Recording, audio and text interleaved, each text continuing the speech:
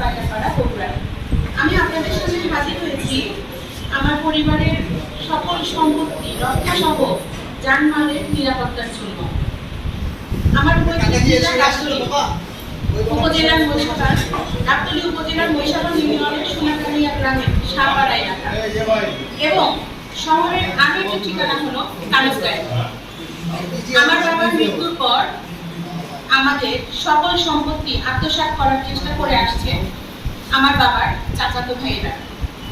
আমার বাবা এক ছেলে এক মেয়ে, বিধবা স্ত্রী এবং একজন বৃদ্ধ মা রেখে পরপারে চলে যান। উনি 2007 সালের 26শে ফেব্রুয়ারি পরলোক গমন করেন। সদ্য ছেলেহারা বৃদ্ধ মা ও সদ্য বিধবা স্ত্রী দুই নাবালক শিশু সন্তানদের নিয়ে বিপাকে পড়ে। সদ্য ছেলেহারা এই মা এমন অবস্থায় আমাদের পরিবার অভিভাবক শূন্য হয়ে পড়ে। আমার বাবার নিজের কোনো ভাই বোন নেই, যার ফলে তার চাচাতো ভাইয়েরা কথিত অভিভাবকত্ব গ্রহণ করে। আমার বাবার ছোট চাচা SM আজহার আলীর দুই সন্তান, SM মনিরুল আলম জুন ও SM মঞ্জুরে আলম মূল। তারা উভয়ই আমাদের সহায় সম্পত্তির দেখভাল শুরু করে। 2007 সাল হতে 2014 সাল পর্যন্ত সবকিছু স্বাভাবিকভাবে চললেও 2014 সালে আমাদের সম্পদের লোভে পড়ে তারা আমার বাবার প্রথম স্ত্রীর সন্তানকে আমার বাবার সন্তান হিসেবে স্বীকৃতি দেওয়ার প্রতিশ্রুতি নিয়ে একটি ভুয়া দলিল তৈরি করে।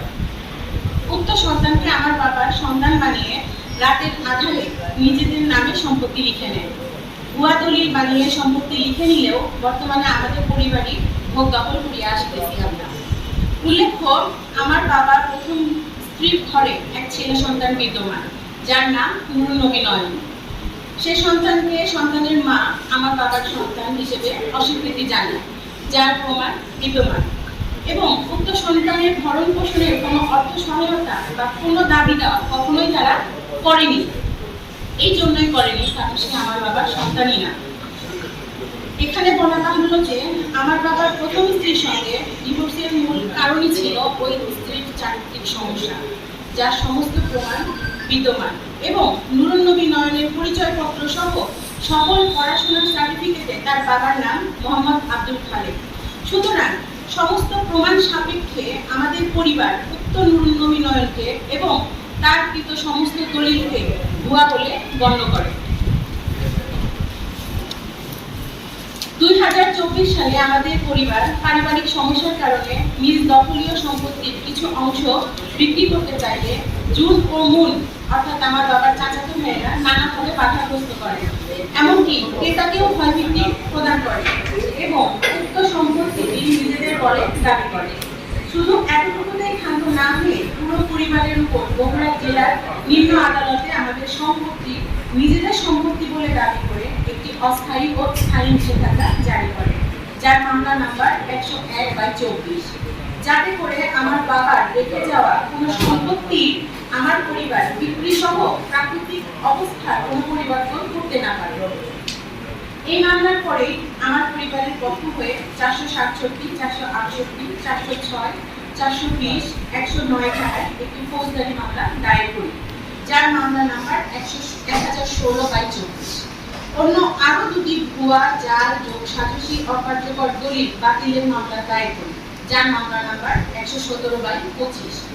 101/24 মামলাটি দীর্ঘ 1.5 বছর চলার পর বিজ্ঞ আদালত সকল দলিলপত্র পর্যালোচনা করে আমাদের পরিবারের পক্ষে নিষেধাজ্ঞা তুলে নেওয়ার আদেশ প্রদান করে। কিন্তু জুন ও মুন পুনরায় উচ্চ আদালতে আপিল করে, যা এখনো চলমান, যার নাম্বার 47/25।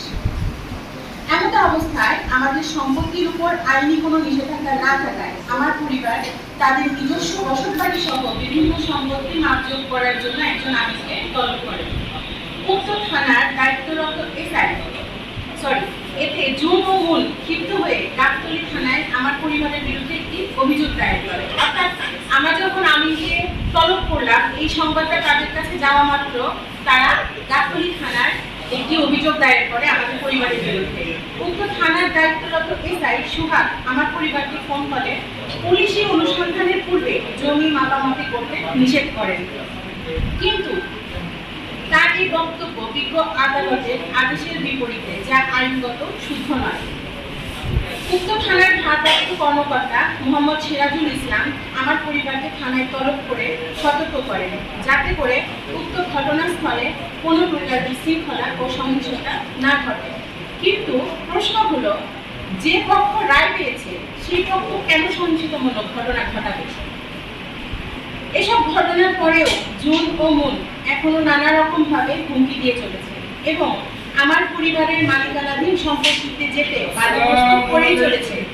এতে করে আমার পরিবার মানসিক, শারীরিক ও অর্থনৈতিকভাবে ব্যাপক ক্ষতিগ্রস্ত হচ্ছে। সেই সাথে নিরাপত্তাহীনতায়ও ভুগছি আমরা সকলে। এরপরে আমরা নানা রকম ভাবে চেষ্টা চালিয়েছি। তারা আমাদেরকে বারবার বলেছে যে আপনারা বসেন।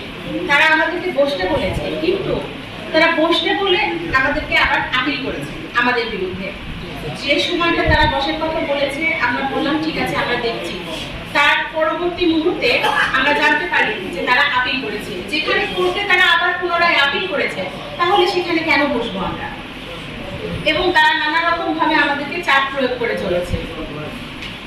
তো এখন আমরা সত্যি কথা বলতে নিজের পারিবারিক যে সমস্যা, এই সমস্যাটা সকলের সাথে তুলে ধরতে এটা অত্যন্ত লজ্জাজনক একটা বিষয়, যেটা আমার জন্য অত্যন্ত অস্বস্তিকর বটে। কিন্তু সত্যি কথা বলতে ভাই, আমাদের আর কোনো উপায় নাই। আমাদের আর কোনো উপায় না পেয়ে আজকে আমি আপনাদের দ্বারে চলে এসেছি। এখন আপনারা এটা বিচার করবেন ভাই, কিভাবে করব? আমার বাবা 2007 সালে মারা যাওয়ার সময় আমি এবং আমার ছোট ভাই নিতান্তই শিশু। আমার ছোট ভাই তখন স্কুলেও ভর্তি হয়নি। আমার বাবার আর কোনো ভাই বোন নাই। আমার বাবার একটাই সন্তান, আমার দাদার। তাহলে আমার মা একজন বিধবা গৃহিণী, উনি এসবের কিছুই বুঝতে পারেন না, যদিও উনি শিক্ষিত। আমার দাদি বৃদ্ধ এবং একজন ক্যান্সার পেশেন্ট।